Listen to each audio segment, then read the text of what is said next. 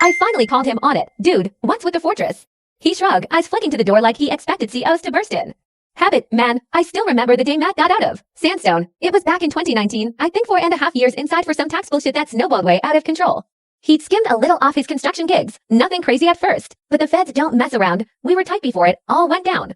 He'd crashed on my couch in Seattle whenever his ex-wife kicked him out, and we'd knock back beers at that dive bar on Capitol Hill, talking shit about everything from Seahawks games to why rent was bleeding us dry. I didn't visit much while he was locked up to chicken shit, honestly. Felt like if I showed up, it'd make it realer for both of us. But when he texted me from a burner phone the day he walked free, saying out, "Beers on me if you spot me the cash," I drove straight to the halfway house without a second thought, picked him up in my beat-up Tacoma, and we hit a drive-thru for burgers because he said the last real meal he'd had was a lukewarm patty from the mess hall 2 weeks prior. We fell back into it easy at first, like no time had passed. I'd swing by his shitty studio apartment in Belltown a couple times a week, bring takeout or whatever, and we'd watch UFC fights or scroll through his phone, catching up on all the dumb memes I'd missed sending him. But man, you could see the changes right away, etched into him like he'd aged a decade in half that time. His posture was all fucked bent over at the shoulders, head forward like he was still shuffling in a line for chow or yard time. He called it the prison slump, laughed it off the first time I asked, but it stuck with me. You get used to following the guy in front, he'd say, straightening up for a second before slumping right back. Said it came from years of single-file marches outside, for that so-called exercise, just staring at the back of some other inmate's neck under razor wire.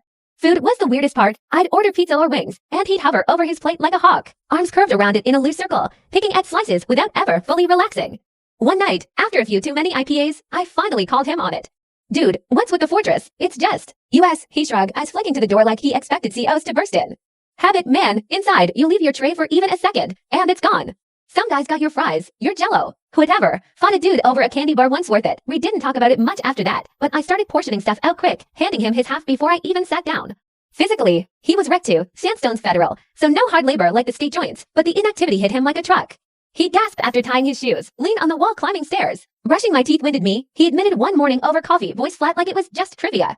No weights, no real movement, just pacing a cell or staring at walls. Lost 30 pounds without trying, then packed it back on in flab. We started hitting the gym together, nothing intense, just walks around Green Lake or light bench presses, but he'd tap out after 10 minutes. Wheezing like an old man, progress was slow.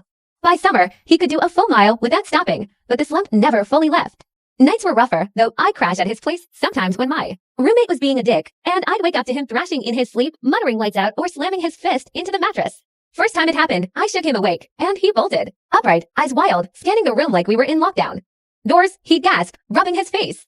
Hear him every night, bam, bam, bam, all the cell blocks sealing up, drinks, I'm late for count. And they dragged me back. We tried melatonin, weed, even those white noise apps with ocean sounds, but nothing stuck. He'd scroll porn on his laptop till dawn instead, grinning like a kid at Christmas. This shit's gold, he'd say, volume low. Real women, no bullshit, and walking around Seattle,